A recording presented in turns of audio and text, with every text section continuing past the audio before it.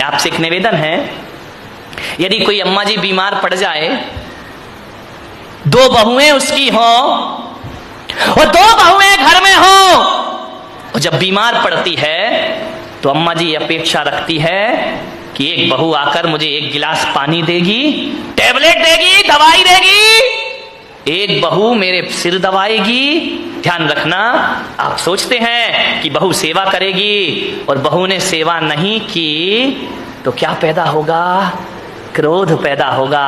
अच्छा, खा रही हैं, रह रही हैं आराम से, थोड़ी सी सेवा नहीं करती, मैं बीमार पड़ी हूं, आके नहीं देख सकती हो।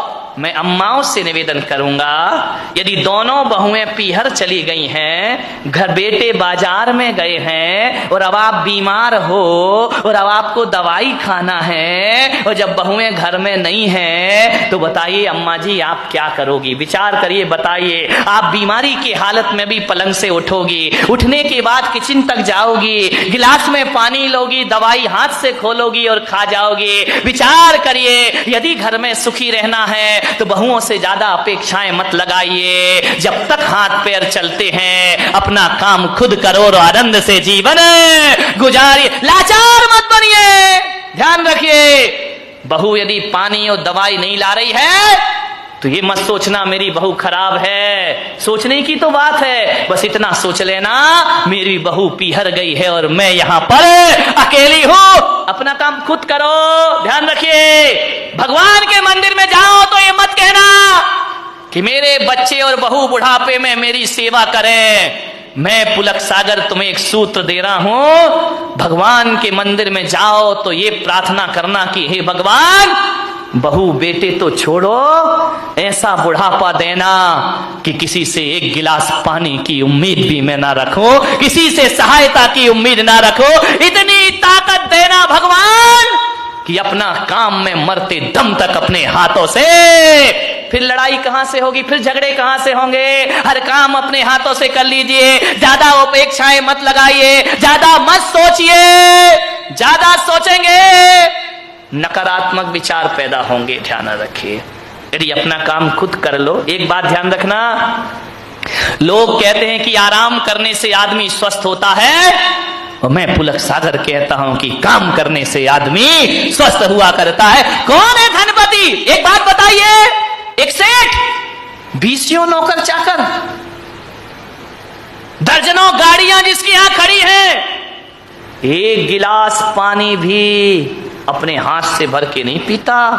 नौकर पानी लाके देते हैं, दूध वाला दूध लाके देता है, सब्जी वाला सब्जी लाके देता है, बहुएं हाथों पे खाना लिए खड़ी रहती हैं, 4 नौकर आगे और 4 नौकर पीछे चलते हैं। ऐसी जिंदगी बना ली इस आदमी ने, बिना नौकरों के जिंदगी नहीं चलती है। और एक बात बताओ मेरे भाई, जिस दिन नौकर नहीं आए उस दिन क्या हालात होंगे तुम्हारे?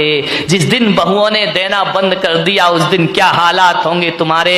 मैं उस आदमी को धनपति नहीं मानता जिसका पानी का गिलास नौकर लेके चलता है। अरे आप विचार करिए, अपने पीने के लिए एक गिलास का पानी भी ना ले पाओ तो तुमसे बड़ा अपाहिज इस धरती पर कोई दूसरा नहीं हो सकता है। तुमसे बड़ा विकलांग कौन होगा?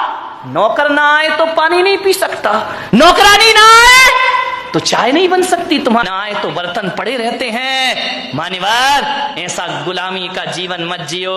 धनपति वो नहीं होता जो नौकरों के सहारे जीता है, धनपति तो वो होता है जो खुद के सहारे अपनी जिंदगी को जिया करता है। क्यों किसी से साथ? मत ढूंढ सहारे दिल, मत ढूंढ सहारे दिल, सहारे छूट जाते हैं और जोश लहरों को आता है किनारे टूट जाते हैं। ध्यान रखिए, अपने दम पर जिंदगी जियो, कभी क्रोध पैदा नहीं होगा। एक बात बताऊं, ऐसा मानव का स्वभाव है, बहू रोटी जला दे तो इतनी गुस्सा आती, इतनी गुस्सा आती है, नौकरानी जला दे तो गुस्सा आती है, थाली सुदर्शन चक्र बन जाती है, ये रोटी जली जलाई।